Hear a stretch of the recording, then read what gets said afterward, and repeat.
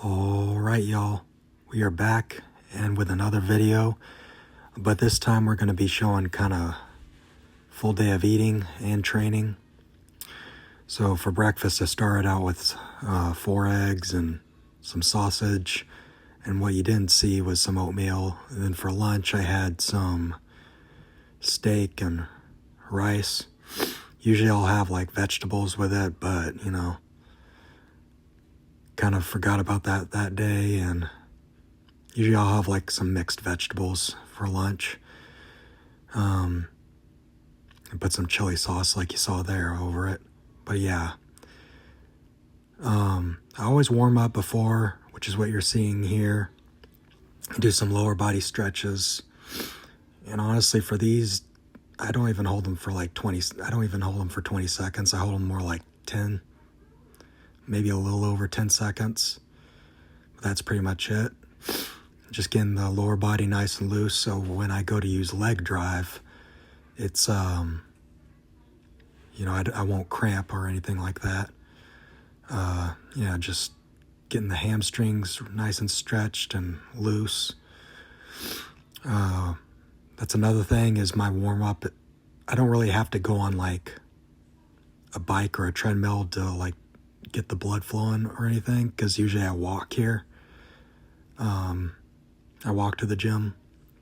It's about like a 15-minute walk, that's good enough for like a little warm-up, just to get the blood flowing. Just doing a little calf stretch here. Just because my calves were kind of tight, so it was more for comfort, if anything. And it's just kind of the routine I do at this point. But yeah, right here I'm just doing some upper body stretches. Again, like stretch this around 10, a little over 10 seconds maybe.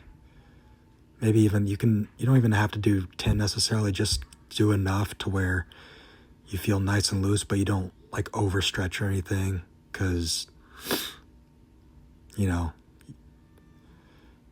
I'm not too picky about like stuff like that, but I will say your strength might not be as much, or your strength might decrease if you do excessive stretching.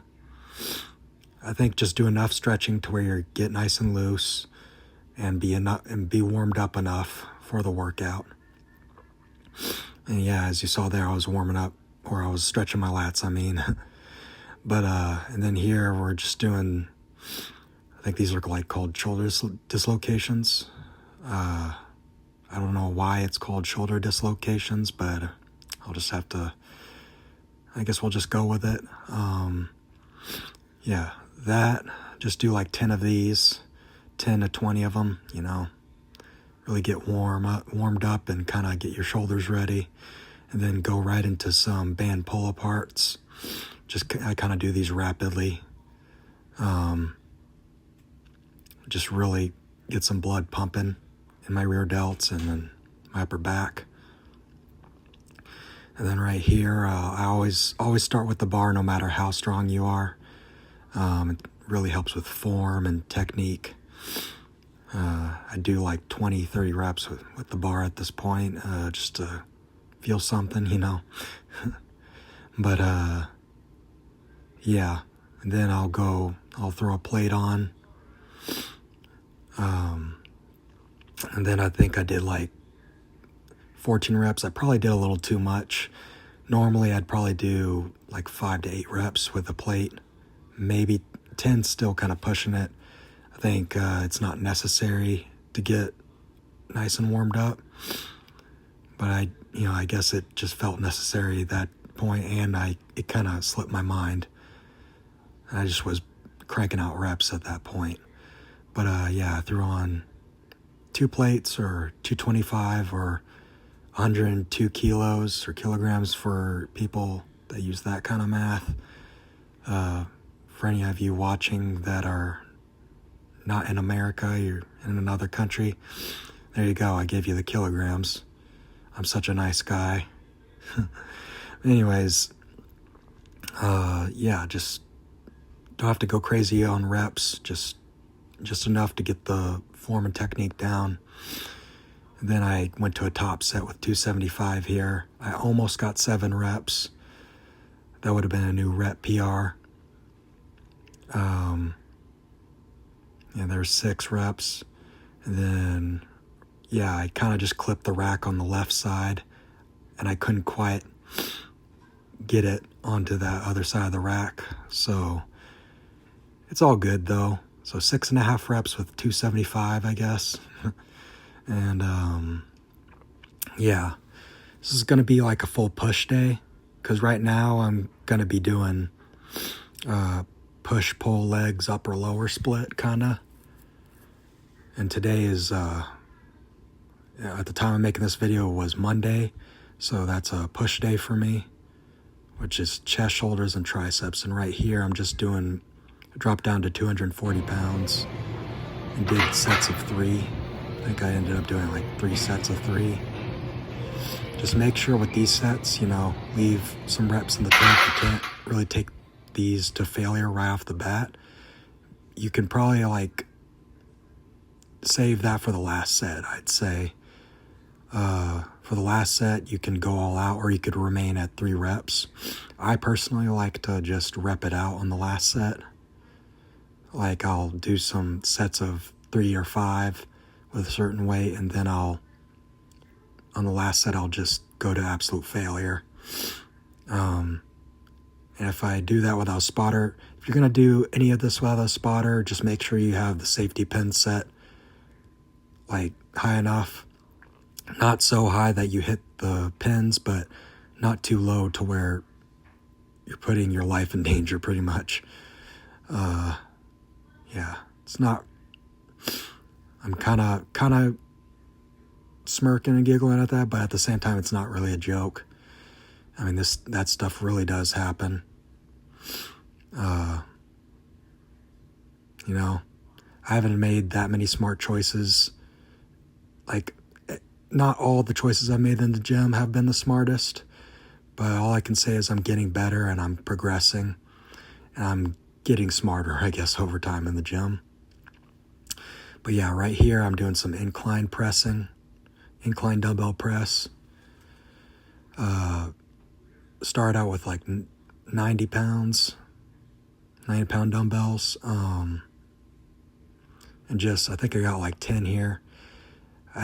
This would be the first time in a while since I've done incline dumbbell press, so I was a little shaky at the start, but I got into the groove pretty quick and picked it up again. And right here, just grabbed the hundreds and try to see what I could do. Yeah, I almost couldn't get them up, but I did, and I started repping them out. As long as I can get the weight up pretty comfortably, I can start repping it. I kind of know what I can handle beforehand, before doing any of this. And I remember being able to handle the hundreds pretty good. Most I've ever gotten with the hundreds on incline dumbbell press was like, I think like 7 or 8 reps with the 100-pound dumbbells. Yeah. Then I dropped down to 85-pound dumbbells. I just saw how many reps I could do just to burn it out. I ended up getting, I think, like 9 or 10 reps here. Yeah. Make sure when you're pressing, kind of keep not so much like a straight line, but like almost like a curve. So you're kind of pressing, even with in an incline kind of pressing movement, you want to kind of go down and then kind of in an arc, like an arc press, like the line of the bar. I'm probably explaining this really wonky and wrong, but almost press it like in a C motion, like the letter C. Not like quite that exaggerated, but you want to kind of press up and back. Especially if you have trouble with your lockout on your triceps, kind of using that technique, like pressing up and back, can help. you know, get used to using your triceps and really, get into the groove of that. But also, as far as lockout goes, just strength training in general, you guys have to go to the gym and treat it like, not only is it your job, but almost like you're going to war in a sense in the gym. Like, treat every set, every rep, like you're really taking it seriously and you really mean it. Basically, go all in or go home kind of thing. As far as how gains are made, that's truly how gains are made. You gotta bring intensity. Intensity is probably one of the most important aspects in hypertrophy and strength training.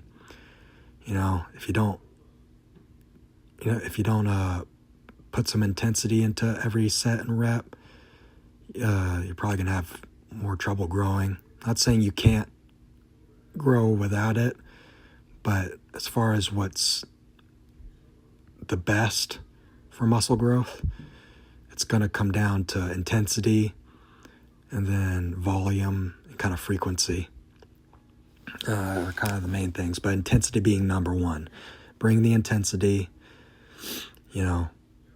take your sets and reps seriously, and rest enough in between them. That's also important. Resting, I can't stress enough how important that is. I mean, I think there's a difference between training hard and just kind of thinking you're training hard, you know what I mean? Like, I get, you might think you're getting a really good workout in if you're just, not resting at all and you're just jumping straight to it in between sets, or you're like resting like 15 seconds and then just jumping back into it. It's fine and all, but for strength training especially, you want to rest enough so you have enough energy for the next set to push it with your max intensity. Again, about the intensity, it's very important. You push your sets close to or to failure. It doesn't really matter, like doing 10, 15, 20 reps. You don't necessarily have to do that. If you get 6 or 8 reps, maybe even 4, that's fine. You can still grow off of that. You can definitely still grow muscle. You'll definitely get stronger. Use a good amount of weight and push your sets close to or just basically to failure, and you'll grow. I can promise you that. But yeah, after doing some seated lateral raises, I did some deep dumbbell shoulder press. Then I did some tricep pushdowns, went pretty heavy on these. I think I got like 11 reps with the 200-pound stack at the gym. But yeah, make sure even with the heavy weight to control it. Don't be like swinging it all over the place and doing everything but using the muscle that's intended for that exercise. You want to still put stimulus on the right muscle that is supposed to be worked for the exercise, and in this case, that muscle is definitely the triceps. So yeah, do what you need to do. Go slow on the eccentric, and then kind of as soon as you get to the bottom, you can pause for a second or two and then like explode back up to kind of really put stimulus and tension on the muscle, just to make it harder. And grit through the set and crank out reps and bring the intensity, y'all. It's really important. I can't stress enough. And I know I probably sound like a broken record at this point with how many times I've repeated the term intensity in the realm of working out, but it's gonna go a long way in your career, so to speak, of lifting. And that's kind of how you need to treat lifting if you want to make some serious gains. It's almost like a second job.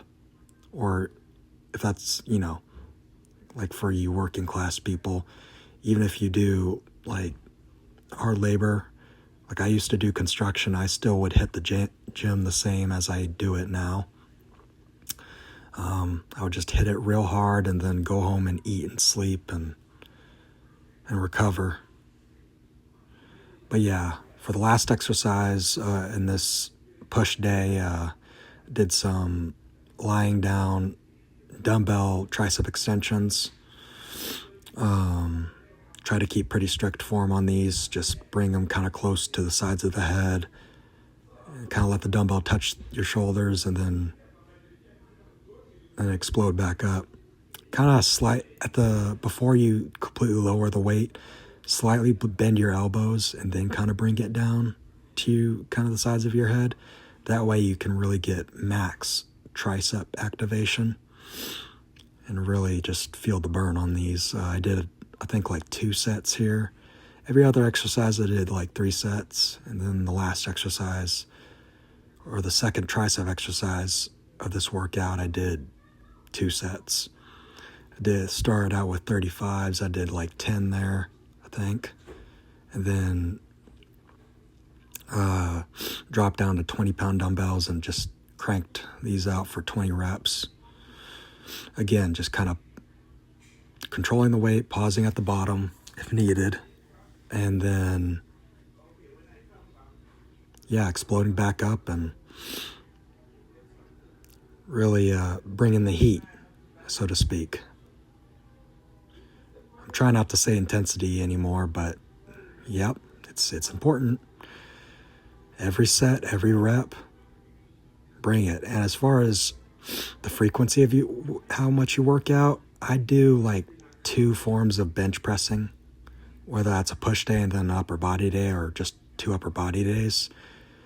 I'm doing like a push day, then an upper body day, and both of those days I'm bench pressing, so pretty much twice a week. Then doing different accessories to go with that. But yeah, that's pretty much it. And then I had to get a quick pose in, or start, posing in the mirror, check the pump after working out. Always got to do that.